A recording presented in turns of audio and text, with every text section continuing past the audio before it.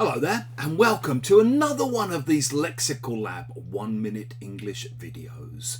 If you like this video, make sure you subscribe to our YouTube channel and check out our website www.lexicallab.com to find out more about the online courses we offer. In one of my online classes this week, we got talking about crimes that were in the news where my students were living. And one student started talking about a protection racket that had made headlines near where she lived. Protection rackets are basically when organised gangs, mobs, like little kind of mafias, basically go round restaurants or bars or clubs and demand money in return for protection. And usually the way they work is if you don't pay the money, you get in trouble, and then the gang come back and say, I heard you had some trouble. Maybe you really do want to pay someone to protect you. In this particular story, apparently, the gang had gone round to a local restaurant owner who had refused to cough up the money that they were demanding.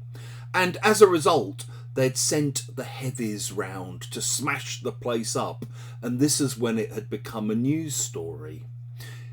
If you cough up, you basically pay money for something that you'd much rather not have to pay for. You have to pay for something that you're really unwilling or unhappy about having to pay for. So in this story, the owner refused to cough up, refused to pay this money for something that they didn't want to pay for. In the same way, maybe, if your car breaks down, you might end up having to cough up £600 to get it fixed. You also have to cough up for speeding tickets, doctor's bills, those kinds of things.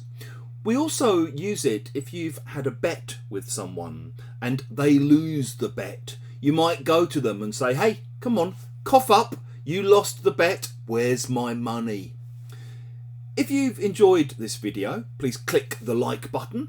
Please share it with your friends, your students, your colleagues. And in the comment section below, we'd love to see examples of things that you've had to cough up for.